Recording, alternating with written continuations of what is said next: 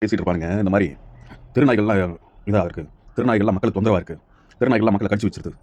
இவன் போய் கடி வாங்கியிருப்பான். அதனால அந்த கோவத்துல தெருநாய்கள் எல்லாத்தையும் இது பண்ணணும், கொல்லணும், தெருநாயே இருக்கக்கூடாது அப்படின்லாம் பேசிட்டு இருப்பானுங்க. ஏன்னா இவனோ இல்ல இவனுடைய குழந்தை குட்டியோ, பேரன் பேத்தியோ ஏதாவது ஒண்ணு என்ன பண்ணியிருக்கும், கடிச்சு வச்சிருக்கும். அதனால பயங்கரமா கொந்தளிச்சு தெருநாயெல்லாம் கொல்லணும், தெருநாயே ஊருக்குள்ள இருக்கக்கூடாது. இப்படியும் ஒரு இது இருக்கு. இன்னொன்னு என்னன்னா, வெளிநாட்டு நாய்கள் இருக்கு இல்லையா? வெளிநாட்டு நாய்கள் வந்து விற்பனை வந்து எவ்வளோனா நாய்க்குட்டி எல்லாம் போனா ஒரு குறைஞ்சது மினிமம் ரூ. 2000 மினிமம் டு மினிமம். இந்த வெளிநாட்டு நாய்களுடைய விலை ரூ. 2000 ரூ. 4000 ஏன் பயங்கர லட்சக்கணக்கில் நாயோடைய விலையெல்லாம் சொல்கிறாங்க. ஏற்கனவே இந்த கிளி எல்லாம் நம்ம ஊர் கிளி இருக்கு இல்லையா, நாட்டு கிளி, கழுத்தில் சிவப்பு கலரில் ரிங் இருக்குமே, மூக்கு சிவப்பா அழகாக பச்சை கலரில் கியூட்டா, அதெல்லாம் நம்ம ஊர் பிள்ளைங்க. அதாவது கீரிப்புள்ள, கிளிப்புள்ள, இதெல்லாம் ஏன் பிள்ளைகள்னு சொல்கிறாங்கன்னா, அது குழந்தைங்க மாதிரியே பிஹேவ் பண்ணும். குழந்தைங்க மாதிரியே பிஹேவ் பண்ணோம் அப்படின்னா, அணில் பிள்ளை இதெல்லாம் இருக்கு இல்லையா, குழந்தைங்க. நான் ஏற்கனவே ஒரு அணில் ஒன்று வச்சிருந்தோம் நாங்கள் எங்கள் வீட்டில். அது அணில் என்னென்னா வீட்டுக்குள்ளே தான் வளர்த்திட்டு இருந்தோம். பட் அது அப்பப்போ ஜன்னல் வழியாக வெளியில் போயிட்டு பக்கத்தில் பின்னாடி வந்து ஒரு கொய்யா மரம் ஒன்று இருக்குது, அங்கே போயிட்டு அதோடைய ஃப்ரெண்ட்ஸ் அங்கே இருக்காங்க. அது எப்படி ஃப்ரெண்ட் பிடிச்சதுன்னு தெரியல. இந்த சத்தம் கேட்கும் இல்லையா, இது என்ன பண்ணுறது, ஜன்னல் வழியாக வெளியில் போயிட்டு அந்த கொய்யா மரத்தில் போயிட்டு கொய்யா பழம் சாப்பிட்டுட்டு அவங்க ஃப்ரெண்ட்ஸ் கூட எல்லாம் விளையாண்டுட்டு ஓடி வரும். ஓடி வந்து அப்போ அந்த சாக்கடை ஒன்று இருக்குவாங்க, அந்த சாக்கடை வழியாக வர மாட்டேருக்கு, சாக்கடையை மிதிச்சுட்டு வந்துடும். இது எனக்கு ரொம்ப நாளாக தெரியல, இது வெளியில் போகுமே அப்படின்லாம் தெரியல. ஒரு நாள் எதாச்சும் எங்கள் வீட்டில் அவங்க பார்க்கும்போது வாஷிங் மிஷின் அங்கே இருக்கும், ஜன்னல் பக்கத்தில் வாஷிங் மிஷினில் ஏதாவது துணி போட்டுட்டு இருக்கும்போது பார்த்தா ஒரு அணில் குட்டி வேகமாக ஓடி வந்துருக்கான் வெளியிலேருந்து ஜன்னல் நோக்கி. என்னென்னு பார்த்தா அது நம்ம உள்ள ஜிமிக்கி. அப்புறம் பார்க்குறோம், ஓடி வந்து ஜன்னலில் இப்படி தாவி குதிச்சு ஏறி உள்ளே பார்த்தா இருட்டாக தான் இருக்கும். அதனால் வெளியிலேருந்து உள்ளே பார்க்கும்போது அதுக்கு தெரியல ஆள் நிற்கிறாங்க, உள்ளே பார்த்துட்டு இருக்காங்கன்னு தெரியல. அந்த இது என்ன பண்ணிச்சு, ஓடி வந்து ஜன்னலில் ஏறி கரெக்டாக வாஷிங் மிஷின் மேலே ஏறி நிற்கிது. நின்னதும் எங்கள் வீட்டில் அவங்க நின்றுருக்காங்க, என்னோட ஒய்ஃப் நின்றுருக்காங்க. அது அப்படியே அந்த அணில் குட்டி நின்றுட்டு அப்படியே உட்காந்துட்டே இருக்குது. என்னை கூப்பிட்டாங்க, இங்கே வந்து பாருங்கள் ஜிமிக்கு என்ன பண்ணிட்டு வந்துருக்கு. வந்து பார்க்குறேன், அழகாக அப்படியே குழந்தைங்க வெளியில் போயிட்டு உடம்புல சேராக்கிட்டு வந்தோம்னா எப்படி பம்பிட்டு நிற்பாங்கல்ல, அந்த மாதிரி இது அப்படியே அமைதியாக அந்த அப்படியே உட்காந்துட்டே இருக்குது. எங்கள் முகத்தையும் பார்க்கல, அப்படியே தலையை குடிஞ்ச மாதிரி இந்த சின்ன குழந்தைங்க எப்படி பிஹேவ் பண்ணுவாங்களோ அதே மாதிரி அப்படியே குடிச்சிட்டு அப்படியே உட்காந்துருக்கு. அப்புறம் நாங்கள் வந்து அதை சத்தம் போடுறோம், திட்டுறோம். எப்படின்னா, எங்கடா போய் இவ்வளோ சுற்றிட்டு வர அப்படின்னு சும்மா குழந்தைங்க திட்டுற மாதிரி நம்ம திட்டுவோம் இல்லையா, அந்த மாதிரி திட்டுறேன் நான். கையெல்லாம் வந்து சாக்கிறேன். அப்புறம் இது என்ன பண்ணிச்சு, சத்தம் போடுறதும் இது என்ன பண்ணிச்சு, ஓடி வந்து அதோடைய தலைகாணி ஒன்று இருக்கும், அதுக்குள்ளே போகல. தலைகாணி உள்ளே வந்து ரெஸ்ட் எடுக்கும், அதோடைய இடம் தான். அதுக்குள்ளே போயிட்டு ரேக்கு கடியில் ஒழிஞ்சிருச்சு. நான் உள்ளே வந்து இவன் எங்கே போனான் அப்படின்னு தேடுறேன், அதோட தலைகாணிலாம் கை வச்சு பார்க்குறேன், ஆளை காணும். பார்த்தா கீழே ரேக்கு கீழே ஒழிஞ்சிட்டு இருக்குது. நானும் ஜிமிக்கி கூப்பிட்டு கொஞ்சம் நேரம் அப்படின்னு பார்த்தா அப்படியே பொறுமையாக வெளில வந்து இப்படி வெட்டி பார்க்குது. இந்த குழந்தைங்க எப்படி பிஹேவ் பண்ணுமோ அதே மாதிரி தான். அதனால தான் இதெல்லாம் வந்து அணில் பிள்ளை, கீரிப்புள்ள, இந்த கிளிப்புள்ள அப்படின்னு சொல்கிறது. ஏன்னா குழந்தைங்க மாதிரியே பிஹேவ் பண்ணுவாங்க. கீரிப்புள்ளையெல்லாம் வளர்க்கலாம். கீரிப்புள்ளையை வளர்க்குறோம் அப்படின்னா அது அழகாக எப்படி அணிலோ அதே மாதிரி தான் அதுவும். ஸோ முதல்ல இந்த கிளியெல்லாம் தடை பண்ணாங்க, வளர்க்கக்கூடாது, நாட்டு கிளிகள்லாம் வளர்க்கக்கூடாது. அப்புறம் அந்த ஏன்னா வெளிநாட்டு கிளிகள்லாம் இருக்கு இல்லையா, இந்த மெக்கா அதெல்லாம் ₹1,00,000 ₹2,00,000 வருமா, அதுக்கு மேலே இருக்குமா. அப்புறம் அந்த பறவைகள், நிறைய பறவைகள் எல்லாம் ₹4,000 ₹5,000 10,000 ₹1,00,000 ₹2,00,000 இந்த மாதிரியான இதுதான். இப்போ பார்த்தீங்கன்னா, இப்போ இன்னும் வெளிநாட்டுடைய அணில்கள், இந்த பறக்கிற அணில், பாம்பு இதெல்லாம் நிறைய கொண்டு வந்துட்டாங்க. நிறைய வெளிநாட்டு மிருகங்கள் தான் வந்து வெளிநாட்டிலேருந்து இங்கே இறக்குமதி பண்ணி விற்க ஆரம்பிச்சிட்டாங்க. இப்போது இந்த நாய்கள், தெருநாய்கள், நம்ம என்ன பண்ணுவோம், நான்லாம் வந்து தெருநாய் வீட்டுக்குள்ளே வந்து அடிச்சு துரத்திடுவோம். நான் மட்டும் நீங்களும் அப்படி தான் பண்ணுவீங்க. ஆனால் அது தெருவில் நம்ம வீட்டில் ஏதாவது மீதி ஆகுது அப்படின்னா அந்த சாப்பாடை அதுக்கு போடுவோம். வெளியில் பாசமாக இருக்கும். ஏன் தெருநாய்களை வீட்டுக்குள்ள விடக்கூடாதுன்னா, அது கண்ட இடத்துல சுற்றும், சாக்கடையெல்லாம் இறங்கி ஏறும். அதனால் வீட்டுக்குள்ள விடக்கூடாது. வீட்டுக்குள்ள விட்டால் அந்த சாக்கடையெல்லாம் மிதிச்சு வரும். சரியா? இப்படி வந்து அதனால் வெளில சாப்பாடு போடுவோம், வெளியில் நாய்க்கு தடவி கொடுப்போம், தலை தடவி கொடுக்குறது, அதுக்கு கொஞ்சம் வெளியில் வச்சு அப்படியே லைட்டாக அதை வந்து செல்லம் கொஞ்சிட்டு வந்துடும். இப்போ இந்த தெருநாய்கள்லாம் இருக்கக்கூடாது. ஏன்னா எனக்கு பெட்ஸ்லாம் பிடிக்கும், வளர்க்கணும்னு ஆசை தான். தெருநாய் இருக்குது, சரி நம்ம தெருவில் தான் இருக்கானே செல்லக்குட்டி, அவனை கொஞ்சிட்டு போவோம் கொஞ்சம் நேரம், நம்மளுடைய பெட்டு அன்பை வந்து அது காமிச்சுவோம் அப்படின்னு நம்ம போயிடுவோம்.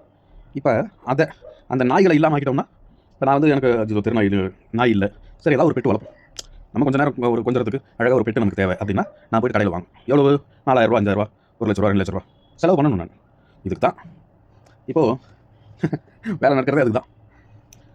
என்ன பண்ணுறது, தெருநாயை ஒழிச்சு கட்டுங்க, வெளிநாட்டு நாய்களை இறக்குமதி பண்ணுங்க, ஜாலியாக செலவு பண்ணுங்க, வெளிநாட்டுக்காரனை வாழ வைக்கப்பா. இந்த சுதந்திர தினத்துக்கு நமக்கு எவ்வளோ பெரிய சுதந்திரத்தை கொடுத்துருக்கான். அந்த சுதந்திரத்துக்காக நீங்கள் அவனுக்கு ஒரு நாய் வாங்கி காசு கொடுக்கக்கூடாதா? அதில் சில நாய்களுக்கு கமிஷன் போகாதா? அந்த நாய்களுக்கும் கமிஷன் கொடுங்க. பாவம் எவ்வளோ தான் அதுங்க குறைக்கும். ஆக்சுவலாக எல்லா மிருகங்களும் ஏன் ஒரு பாம்பாகட்டும், மீனாகட்டும், நம்ம என்ன நினைக்கிறோம், அதெல்லாம் வந்து 5 அறிவு ஜீவன் அப்படின்னு நினச்சிட்டு இருக்கோம். ஆனால் அதான் கிடையாது. 5 அறிவுங்கிறதெல்லாம் எவன் சொல்லி வச்சான்னு தெரில. 5 அறிவுலாம் இல்லை, அது வந்து ஒவ்வொரு ஜீவனும் கேட்டால் எதனால் 5 அறிவு அப்படின்னா, நம்ம வந்து பேசுகிறோம், அதுக்கு பேச தெரியாது அப்படிங்கிறாங்க. ஏன்னா இப்போ மனுஷன் பேசுறது வந்து இன்னொரு மனுஷனுக்கு புரியுது. அதே மாதிரி மற்ற ஜீவராசிகள் இருக்கு இல்லையா, இந்த மீனாகட்டும், இந்த ஒரு சில நாயாகட்டும், பூனையாகட்டும், எரும மாடாகட்டும், மாடாகட்டும், யானையாகட்டும், இதெல்லாம் மனுஷன் பேசுகிறத புரிஞ்சுக்குது.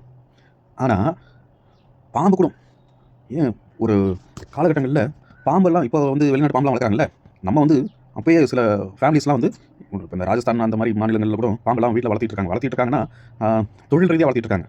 ஆனால் பாம்புகளை செல்ல பிராணிகளாக வளர்த்த ஆட்களும் இருக்காங்க. பாம்புகள் நல்ல பாம்புகள் வந்து வீட்டில் வளர்த்திருக்காங்க. அந்த மாதிரி ஆட்களும் இருந்திருக்காங்க. இப்பயும் சில பேர்லாம் வளர்க்கலாம், எனக்கு தெரியல. பட் இந்த தாய்லாண்டு அந்த சில ரீல்ஸ் வீடியோலாம் பார்க்குறேன், பாம்பு குளிக்க வச்சுட்டு இருக்காங்க. அதுவும் ராஜநாகம் நல்ல ஒரு ஆள் ஹைட்டுக்கு எந்திரிச்சு இப்படி நிற்குது, படம் எடுத்து நிற்குது. அதே குளிக்க வச்சுட்டு இருக்கான், ஷாம்பு போட்டு குளிப்பாட்டிட்டு இருக்கான். சில வெளிநாடுகளில் மலை பாம்பை வளர்த்திட்டு இருக்காங்க வீட்டுக்குள்ள. அது அழகாக டோரை திறந்து போகுது, கதவு திறக்குது, திறந்து கைப்பிடி திறந்து அது மாதிரி அடுத்த ரூம் போயிட்டு இருக்கு. இந்த மாதிரி பாம்புகள் எல்லா ஜீவராசிகளுக்கும் மனுஷன் பேசுறது புரியும். ஆனால் சர்க்கஸ்லாம் பார்த்தீங்கன்னா புலிகள், ஜூவில் பார்த்தீங்கன்னா புலி, சிங்கம் இவங்கெல்லாம் கூட மனுஷன் பேசுறத புரிஞ்சுக்குதுங்க. அது மாதிரி பண்ணுதுங்க. உட்காரும், இல்லைன்னா நிற்கும், ரன்னுன்னா ஓடும், நாய் அதெல்லாம் பார்த்தீங்கன்னா நிறையா இருக்குது. ஆனால் மிருகங்கள் பேசுகிற பாஷை வந்து மனுஷனுக்கு புரியாது. ஏன்னா ஒவ்வொருத்தவங்களுக்கும் ஒவ்வொரு பாஷை இருக்குது. இப்போ சொல்லுங்கள், மனுஷன் அஞ்சறிவா, மிருகங்கள் அஞ்சறிவா? இன்னும் சொல்லப்போனால் மிருகங்கள் தான் மனுஷனோட அறிவாளி, பயங்கரமான அறிவாளி. இப்போ நான் 2 முயல் வளர்த்திட்டு இருக்கேன். அதில் ஒரு முயல் பயங்கரமான புத்திசாலின்னு சொல்லலாம். அது எப்படின்னா, கூண்டில் போட்டு சும்மா நார்மலாக அது முயல் தானே, கூண்டில் தானே வளரும் அப்படின்ட்டு ஏதாவது கூண்டில் போட்டோம்னா தப்பிச்சிடும். எப்படி தப்பிக்கிறதுன்னு தெரியாது. அது ஒவ்வொரு இடமா சென்ஸ் பண்ணி இந்த இடத்துல வீக் பாயிண்ட் இருக்குது அப்படின்ட்டு தப்பிச்சிடும். நான் ஒரு வலை கட்டி வச்சுருந்தேன் ஹைட்டாக. அந்த வலையை தாண்டலை. அந்த வலையை பிடிச்சி அப்படி கீழே இழுத்து இப்படி தாண்டி குதிச்சிருச்சு. அந்த வலையை வந்து செவ்வறு மாதிரி இப்படி வச்சுருந்தேன். கீழே இப்படி இழுத்து எதிரி குதிச்சு தப்பிச்சிருச்சு. அதே மாதிரி வலையை வந்து தூக்கும், கீழே வந்து தரதானே, அந்த நெட்டை வந்து அப்படி மேலே தூக்கி அடியில் பூந்து எஸ்கேப் ஆகும். அது தப்பிக்கிறதுக்கான எல்லா வழியும் கண்டுபிடிச்சி வச்சிருக்கு. அந்த அளவுக்கு புத்திசாலிகள் முயல் மட்டும் இல்லை, எல்லா விலங்குகளுமே அப்படி தான். என்னமோ மனுஷன் மட்டும் தான் புத்திசாலிங்கிற மாதிரி இவங்கெல்லாம் பேசுறது இருக்குது பார்த்தீங்களா, கொல்லணும் இவங்கெல்லாம். மிருகங்கள் அவ்வளோ புத்திசாலிகள் இருக்குது. ஏன் காக்கா, நம்மளாம் நினச்சிட்டு இருக்கோம் காக்கா வந்து சின்ன வயசில் ஸ்கூல் புக்கில்லாம் இருக்கும், காக்கா வந்து கல் போட்டு தண்ணி குடிச்சது அப்படின்னு. காக்கா கல் போட்டு தண்ணி குடிச்சதா, என்னடா உருட்டுறீங்க அப்படின்ற மாதிரிலாம் இருக்கும். ஏதோ கதைனா என்ன வேணா நடக்கும் அப்படின்லாம் இருக்குது. உண்மையாகவே ஒரு பாட்டிலில் பாதி தண்ணி வச்சுட்டு ஒரு காக்கா உள்ள அப்படின்னா அது கல் எடுத்து உள்ளே போட்டு குடிக்குது. இது நான் சில வீடியோஸ் கூட நான் பார்த்துருக்கேன். முயல் ஆமை ரேஸ் இருக்கு இல்லையா, அது எப்படா முயல் வந்து எப்படா தோக்கும், நம்மளை வந்து எதாவது மோட்டிவேட் பண்ணுறாங்கன்னு கிரிஞ்சு பண்ணுறாங்க, பூமர் கம்யூனிட்டி அப்படின்னு நினச்சிட்டு இருந்தோம். நிஜமாவே முயல் ஆமை ரேஸ்லாம் வச்சிருக்காங்க, அதில் ஆமை தான் ஜெயிச்சிருக்கு. சில பேர்லாம் இன்னும் மோட்டிவேஷனாக பேசுகிறேன் அப்படின்னு முயல் ஆமை தான் வந்து தோல்வி ஆயிடுச்சு அப்படின்லாம் சொல்லுவாங்க. அதெல்லாம் கூட மேலே அப்படி விட்டுருவோம். அது கூட ஒரு மோட்டிவேஷனல் தான், அதை வச்சு ஒரு நல்ல விஷயம் தான். அது வந்து எதுவும் இது சொல்கிறதுக்கு இல்லை. பட் நான் நிறைய வீடியோஸ் பார்த்துருக்கேன். ஏஐ ஜென்ரேட் ஆகிறதுக்கு முன்னாடி, ஏஐ வரதுக்கு முன்னாடி வந்து வீடியோஸ் எடிட்டிங்லாம் கிடையாது. இப்போது பார்த்தா ஒரு மீன் தண்ணிக்கு வெளியில் வந்து துடிச்சிட்டு இருக்கு. ஒரு பாம்பு அந்த மீனை தண்ணிக்குள்ளே எடுத்துகிட்டு போய் போடுறத நான் பார்த்தேன் வீடியோ. ஒரு பாம்பு, தண்ணி பாம்பு, அது அந்த மீனை எடுத்துகிட்டு போய் அது தண்ணிக்குள்ளே விடுது. காக்கா கொக்கு இருக்கு இல்லையா, காக்கா கொக்கு கருவாடு கடந்தால் கூட தின்னுடும், மீனை திங்கும். அந்த காக்கா கொக்கு கூட ஒரு இதில் பார்க்குறேன், ஒரு வீடியோ தான். மீனை வந்து தண்ணி வெளியில் துடிச்சிட்டு இருக்கு. கொஞ்சம் ஒரு காக்கா வந்து அந்த மீனை எடுத்துகிட்டு போய் கொஞ்சமாக தண்ணி இருக்கிற இடத்துல போடுது. அப்பயும் அந்த காக்கா தெரிஞ்சுக்க பாருங்க, மீன் வந்து அதோடைய வாழ்விட எதுன்னு தெரிஞ்சிருக்கு, மீனுக்கு தண்ணி தான் அப்படின்னு. அப்போ அந்த மீனை கொண்டு போய் அது தண்ணியில் போட்டதும் அந்த தண்ணி பத்தல இருக்குது. உடனே என்ன பண்ணுது, அங்கே ஒரு கொக்கு நின்றுட்டு இருக்கு. அந்த கொக்கை வந்து காக்கா பார்த்துட்டு காக்கா நகர்ந்து போயிடுது. அந்த கொக்கு வருது. கொக்கு வந்ததும் இந்த மீனை தூக்கிட்டு போய் அந்த ஏரி, ஒன்று பெரிய ஏரி, அதில் போய் உள்ள போடுது. ஸோ எவ்வளோ ஒரு இந்த விலங்குகளுக்கு வந்து அஞ்சறிவுங்கிறான்ல, யாரா இவங்க அறிவில்லாத நாய்களா அப்படின்ற அளவுக்கு நமக்கு வந்து தோண ஆரம்பிச்சது. அதெல்லாம் பார்க்கும்போது இவ்வளோ மிருகங்கள் வந்து இவ்வளோ அறிவாக இருக்கா. ஏன் நீங்கள் உங்கள் வீட்டிலே கூட நீங்கள் கவனிச்சிருக்கலாம். ஒரு நாய் இருக்கும், நாய் வந்து மீனை கொண்டு போய் தொட்டியில் போடும், வெளியில் துடிச்சிட்டு இருக்கு. எனக்குலாம் பார்க்குறேன், ஒரு நாய் ஒன்று மீன் வந்து துடிச்சிட்டு இருக்கு. அந்த மீனை காப்பாற்றணுன்ட்டு அந்த நாய் வந்து தண்ணியை அப்படியே முக்கால் அப்படி தள்ளி விடுது அந்த மீன் மேலே. எவ்வளோ அறிவாளி பாருங்க. எனக்கு அப்பப்போ என்னென்னா, சரி நம்ம சொல்லியிருப்போங்க, இதெல்லாம் சிக்கன் சாப்பிடும்போதோ, ஆடு மட்டன் சாப்பிடும்போதோ, பிரியாணி சாப்பிடும்போதோ நல்லா டேஸ்ட்டாக இருக்குது, நிறையா சாப்பிடுவேன், நல்லா சாப்பிடுவேன். ஆனால் இந்த பிரியாணி இதெல்லாம் கிடைக்காத சமயத்தில் இந்த மாதிரி பேசுகிறேன் இல்லையா, பேசிகிட்டு இருக்கும்போது மற்ற டைமில் நிறைய யோசிப்பேன், ஆஹா இதுக்கெல்லாம் எவ்வளோ புத்திசாலியாக இருக்குது, எவ்வளோ அறிவாளியாக இருக்குங்க இந்த மிருகங்கள்லாம். அதை கொன்று சாப்பிட்றோமே, இனிமேல் சாப்பிடவே கூடாது, அதெல்லாம் பாவம் அப்படின்லாம் நினைக்கிறது உண்டு. நீங்களும் அந்த மாதிரி நினைக்கிறது உண்டா? நினைப்பீங்க கண்டிப்பாக. நினைச்சாலுங்களும் இருப்பீங்க, நினைக்காதவங்களும் இருப்பீங்க, நிறையா இருப்பீங்க. ஆனால் எப்போ பிரியாணி தட்டோ சிக்கன் தட்டோ இங்கே வந்து வைக்கும்போது அந்த நினைப்பெல்லாம் ஒரு நிமிஷத்தில், ஒரு செகண்டில் அப்படியே காணாமல் போயிடுது. சரி இருந்தாலும் பரவாயில்ல. சப்போஸ் எனக்கு அதிகமான ஒரு பவர் இருந்தது அப்படின்னா இந்த நாட்டுடைய சட்டத்திட்டங்களில் ஒரு மாற்றத்தை கொண்டு வருவேன். அதாவது மிருகங்கள்ங்கிறது, அதாவது நம்ம சாப்பிட்றோம் இல்லையா, ஆடு மாடு கோழி பன்னி புறா எதாக இருக்கட்டும், இது எல்லாமே வந்து கண்டிப்பான முறையில் ஹலால் செஞ்சே ஆகணும் அப்படின்னு ஒரு சட்டத்தை கொண்டு வருவேன். எங்கள் பாப்பா கேட்டுச்சு, ஏன்ப்பா இதெல்லாம் ஹலால்லாம் என்னன்னு. நான் அதுக்கான விளக்கமும் சொன்னேன். எந்த ஒரு உயிரினத்தையும் கொல்லக்கூடாது, அது எல்லா வேதமும் சொல்கிறது, எல்லா மதமும் தான் சொல்கிறது, அது பாவம் அப்படின்ட்டு எல்லா மதங்களும் சொல்லுது, எல்லா அன்பு அப்படிங்கிறது. ஸோ இருந்தாலும் நமக்கு வந்து உணவு தேவை இருக்குது. அப்போது உணவு சங்கிலி வந்து ஒருத்தர் வேட்டையாடி ஒரு உயிரினம் மற்றொரு உயிரினத்தை, வேறு ஒரு உயிரினத்தையோ, ஏதோ மற்ற உயிரினமோ இல்லை அதோட இனத்தையோ கொண்டு சாப்பிட்றது தான் வந்து உணவு சங்கிலி. இது வந்து இயற்கை, இது நடந்து தான் ஆகணும். ஏன்னா உலகத்தில் 33% 35% பக்கம் கடல்வாழ் உணவுகள் தான் வந்து கடல்வாழ் உயிரினங்கள் இல்லையா, நண்டு மீன் எறா சோறா இந்த மாதிரி திமிங்கலம் இதெல்லாம் தான் வந்து 35% பக்கம் அதுங்க தான் உணவு தேவையை பூர்த்தி செய்யுது. அதனால் இந்த ஆடு மாடு கோழி எல்லாத்தையும் வந்து ஹலால் பண்ணி தான் வந்து கொல்லணும், அதுக்கப்புறம் அதை இறைச்சி ஆக்கணும் அப்படின்னு சொன்னேன். அதாவது அது மற்ற ஜீவராசிகளை கொல்வது பாவம். ஆனால் அதை கொன்னே ஆகணுங்கிற கட்டாயம் இருக்குங்கும் போது அதுக்கு தன்னை சாகடிக்கிறாங்க அப்படின்ற அளவுக்கு தெரியாமல் அதை சாகடிக்கணும். அதனால தான் ஹலால்னா ஒரு ஷார்ப்பான கத்தி எடுத்து அந்த உயிரினத்துடைய கழுத்தில் ஒரு சின்னதாக ஒரு மெல்லிசா ஒரு கோடு போட்டு அதோடைய ரத்தம் சொட்டு சொட்டு சொட்டாக வெளியில் வரும். அப்போது அந்த உயிரினத்துக்கு மயக்கம் வரும். மயக்கம் வரும்போது அதுவே தெரியாது, அதுக்கே தெரியாது தனக்கு மயக்கம் வரதும் தெரியாது, அதுக்கு கீரணப்பா வலியும் தெரியாது, ரத்தம் வெளியில் போகிறதும் தெரியாது, அது சாக போதுன்னு அதுக்கே தெரியாது. இருந்தாலும் அது செத்துரும். அப்போது அதுக்கப்புறம் அந்த செத்த பிறகு அந்த கறியை வந்து உணவாக்கி சாப்பிடலாம். இதுதான் ஹலால் முறை அப்படின்னு நான் சொன்னேன். அதுக்கு எங்கள் பாப்பா என்ன கிடைச்சு, அப்படின்னா ரொம்ப டைம் ஆகுமே அது சாகிறதுக்கு, அப்போ கடையிலாம் கூட்டமாகுமே அப்படின்னு கிடைச்சு. கரெக்ட் தான். இருந்தாலும் அதுக்காக தான் வந்து இவங்க கூட்டம் ரொம்ப ரஷ் ஆகக்கூடாது அப்படின்னா கரன்னு விட்டுறானுங்க. அது ரொம்ப வழியில் துடிச்சு ஒவ்வொரு உயிரினமும் சாகுது. அது ரொம்ப ஒரு பாவமான செயல் அப்படின்னு நான் சொன்னேன். சரி, அதனால் என்ன பண்ணணும், ஹலால் கண்டிப்பாக நான் ஒரு பெரிய பதவியில் இருந்தேன்னா கண்டிப்பாக ஹலால் முறையை தான் எல்லா கடையிலையும் பயன்படுத்தணும் அப்படின்னு நான் சட்டம் போடுவேன். ஹலால் முறையில் அது கொள்ளலைன்னா அவங்கள சிறைப்படுத்துவேன், கரகரன்னு எடுத்து கொடூரமாக கொள்றவங்கள சிறைப்படுத்துவேன் அப்படின்னு சொல்லிடுறேன். அப்போ எங்கள் பாப்பா கேட்டுச்சு, சரி அதெல்லாம் அப்படி பண்ணிடலாம், ஒன்றும் பிரச்சனை இல்லை, மீனை எப்படி ஹலால் பண்ணுறது அப்படின்னு கேட்டுச்சு. எனக்கு என்ன பதில் சொல்கிறதுனே தெரியல. நான் பாருங்கள் எவ்வளோ முட்டாளாக இருக்குன்ட்டு. அந்த ஒரு இடத்துல ஒரு சின்ன குழந்தை வந்து எவ்வளோ ஒரு புத்திசாலித்தனமாக இருக்குது. சரி ஓகே, அப்போது மீனுங்கிறத தண்ணியிலேருந்து எடுத்ததுமே அதுக்கான உயிர் ஆதாரம் இல்லை, கருதப்படுது. ஸோ இருந்தாலும் உலகத்துடைய அதிகபட்ச உணவு தேவைகளை 30% அதுதான் பூர்த்தி பண்ணுதுங்கும் போது வேறு வழி கிடையாது. இப்போ எதுக்காக இதெல்லாம் அப்படின்னா, ஒவ்வொரு உயிரினமும் அதுவும் உயிரினம் தான், அதுக்கு வழிகள் இருக்குது, குடும்பங்கள் இருக்குது, பாஷை இருக்குது, அதுவும் பேசும், அதுவும் சிரிக்கும். ஆனால் நமக்கு அது புரியாது. நீங்கள் வெளியில் பார்த்தீங்கன்னா நாய் பெருநாயெல்லாம் இருக்கு இல்லையா, விளையாடும், ஒன்றுக்கு ஒன்று அப்படி அடிச்சுக்கிட்டு கடிச்சிக்கிட்டு ஓடி பிடிச்சி விளையாடும். உங்கள் கூடயும் விளையாடும், நீங்கள் அது கூட விளையாடுங்க, ஓடி பிடிச்சி பாருங்க விளையாடும், மறைஞ்சிக்கிங்களேன், அதுவும் போய் மறைஞ்சிட்டு விளையாடும். பூனை நாய் எல்லா உயிரினமும் அப்படி தான், அதுங்களும் விளையாடும், அதுங்களும் பேசும், அதுவும் சிரிக்கும். ஆனால் பாருங்கள் இவங்கெல்லாம் வந்து அந்த உயிரினங்களுக்கு அஞ்சறிவு தான். அது என்னமோ வாயில்லாத ஜீவனா, என்ன வாயில்லாத ஜீவன், என்ன பாவம் பார்க்குறாங்க சில பேர், பாவம் பார்க்க வாயில்லாத ஜீவன், அது எல்லாம் பேசும், அது எல்லாத்துக்கும் தெரியும். அது ரொம்ப ஒரு இன்னும் சொல்லப்போனால் நம்ம ஒரு சமூக விலங்கு, அது நம்ம சமூகத்தில் வாழ்கிற இன்னொரு விலங்கு, அவ்வளோதான். ஸோ இப்போ இந்த எல்லா இதுலேயும் இவங்க என்னுடைய கேள்வி நான் இப்போ தான் நியூஸ் பார்த்தேன், இந்த உச்சநீதிமன்றம் வந்து நாய்களே இல்லாத நாட்டை உருவாக்க வேண்டும், திருநாய்களே இல்லாத நாட்டை உருவாக்க வேண்டுமா. ரொம்ப காட்டமாக அது காட்டமாக பேசியிருக்காங்க, ரொம்ப ஒரு ஆக்ரோஷமாக பேசியிருக்காங்க. யார், ஒரு 2-3 நீதிபதி.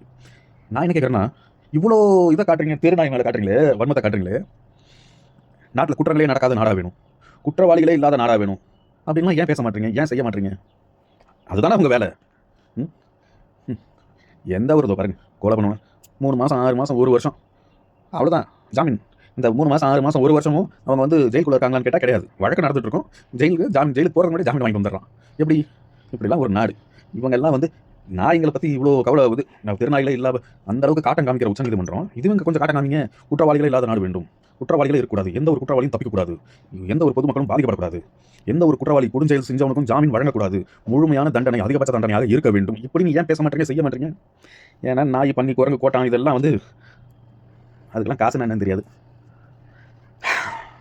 நம்ம பேசினா பிரோஜனம், ஒரு பெரிய அதிகாரத்துக்கு போகணும், மொத்த இந்தியாவையும் இல்லை மொத்த உலகத்தையும் திருத்துற அளவுக்குலாம் நம்ம கிட்ட இல்லை. ஆனால் தமிழ்நாட்டை திருத்துற அளவுக்கு திருத்துறதுக்கு என்ன திருத்துறதுக்கு இப்படி தான் இருக்கணும். ஒரு மரத்தை வெட்டினாலும் கொலை குற்றம், ஒரு எந்த ஒரு ஜீவராசியும் வாழணும். இப்போ பார்த்தீங்கன்னா ஊட்டியெல்லாம் காட்டெருமை மாடு இருக்குல்ல, 2009-10 அந்த காலகட்டங்கள்லாம் ஒரு மாடு நின்றுச்சுன்னா ஒரு 1/4 கிலோமீட்டருக்கு முன்னாடி எல்லாம் நின்றுவாங்க, பைக்கு காரு பஸ் எல்லாம் நிறுத்திடுவாங்க. ஏன்னா ஒரு காட்டெருமைங்கிறது ஒரு காரை அழகாக கொம்பில் அப்படி முட்டி தூக்குச்சுன்னா தூக்கி வீசிடும். ஒரு கார் அவ்வளோ பெரிய காரு அதையே தூக்கி வீசிடும், அந்தளவுக்கு பலமான மாடு காட்டெருமை. பஸ்ஸே நிறுத்திடுவான், லாரியெல்லாம் நிறுத்திடுவான். ஆனால் இப்போ ஊட்டிக்கு போய் பார்த்தோம்னா காட்டெருமையெல்லாம் அப்படியே தெருநாய் மாதிரி தெருவில் மேய்ஞ்சிட்டு இருக்கு. இப்போ எல்லா வீடுகள்லையும் பார்க்கலாம் நீங்கள், மாடு பசுமாடு எருமை மாடுலாம் வந்து வீட்டு வாசலில் நின்று பிச்சை எடுக்கும். ஏன்னா அதுக்கு திங்கிறதுக்கு இது இல்லை, வயல்வெளியோ இந்த மந்தவெளி அந்த மாதிரிலாம் எதுவுமே இல்லை, ரோடு சைடில் புல் பூண்டு எதுவுமே கிடையாது. ஒவ்வொரு வீட்லையாவது நிற்கும், ஏதாவது வாழைப்பழ தோல் பழைய கஞ்சி இதெல்லாம் கொடுப்பாங்க அப்படின்னு வந்து நின்றுருக்கும், பிச்சை எடுக்கும். அந்த மாதிரி இப்போ காட்டெருமையும் வந்து பிச்சை எடுக்க ஆரம்பிச்சு. தண்ணி கிடையாது, காட்டுக்குள்ள தண்ணி கிடையாது, வெளியில் வந்து நின்றுருக்கு, வீட்டு வாசலில் வந்து நின்றுருக்கு காட்டெருமை. அதெல்லாம் எவ்வளோ ஒரு கேவலம் தெரியும். ஸோ இயற்கை இல்லைன்னா மனுஷனால் வாழ முடியாது. இதை நல்லா புரிஞ்சுக்கங்க, தெரிஞ்சுக்கங்க. இயற்கையை நேசிக்கிற ஒருத்தனை எவனாவது, அது உங்களுக்கு பிடிச்ச யாராவது இருக்கலாம். ஸ்டாலின் காப்பாற்றுவா, ஓட்டு போடுங்க. உதயநிதிக்கு இயற்கையை காப்பாற்ற பிடிக்குமா, ஓட்டு போடுங்க. எடப்பாடி பழனிசாமி இயற்கையை காப்பாற்றுவா, ஓட்டு போடுங்க. இத்தனை வருஷம் போடுங்க, எந்த இயற்கை இருக்குன்னு பார்த்துக்குங்க, அதுக்கப்புறம் போய் போடுங்க. சாமி விஜய் இயற்கை ஆர்வலரா, இயற்கை காப்பாற்றுவாரா, ஓட்டு போடுங்க. என்ன பண்ணி தொலைங்க, என்ன பண்ணுறது? அப்புறம் நம்ம வந்து பேச தான் முடியும், நமக்கு என்ன அதிகாரம் இருக்குது? இல்லை நம்ம என்ன பெரிய அது என்ன சொல்லுவாங்க, 1000 ஆரா ப்ளஸ் 1 lakh ஆரா ப்ளஸ் ப்ரோ ஹேஸ் 1 lakh ஆரா அப்படிலாம் போட்டு போடுவாங்கல்ல, அந்த மாதிரிலாம் ஒரு மனக்கடி கிடையாது. பாருங்க மயிர் கூட மூட்டிகிட்டு இருக்கு, அந்த அளவுக்கு தான் நம்ம வாழ்க்கை போயிட்டுருக்கு. என்ன பண்ணுறது? நம்ம இப்போ சம காலத்தில் இப்போ என்னுடைய வயசு இருக்கிறவங்க இன்னொரு 20-30 வருஷம் இந்த மண் நல்லா இருக்குமா அதே சந்தேகமாக தான் இருக்குது. அடுத்த வர ஜென்ரேஷன்ஸ் வந்து எப்படி வாழ போகிறாங்க, என்ன மாதிரியான இதில் இருக்க போகிறாங்க. சைனாவில் பார்த்தீங்கன்னா கார்லாம் இருக்குல்ல, காரில் வந்து அந்த பெயிண்ட் அடிச்சிருப்பாங்க, கார் பெயிண்டிங். அந்த பெயிண்ட்லாம் வந்து உறிஞ்சி அப்படி கொப்பளமாக அந்த காருக்கு கொப்பளமா அப்படின்ற அளவுக்கு பார்த்துருப்பீங்க. ஃபோட்டோ இருக்கான்னு தெரியல, தேடி பாருங்கள். ஸ்வெல்லிங் கார்ஸ் அப்படின்னு போடுங்க. ஏன்னா அடிக்கிற வெயிலில் சைனாலாம் மரமே அவ்வளோ கிடையாது. இயற்கை வந்து இந்த டவுன் சைடு சிட்டி சைட்லாம் அங்கே கம்ப்ளீட்டாக வில்லேஜ் சைட்லாம் ஓகே. சிட்டி மெயின் சிட்டிலாம் இருக்குல்ல, இப்போ சென்னை மாதிரி டெல்லி மாதிரி, டெல்லிலாம் ஒன்று பாருங்கள் மரமே கிடையாது டெல்லியில்.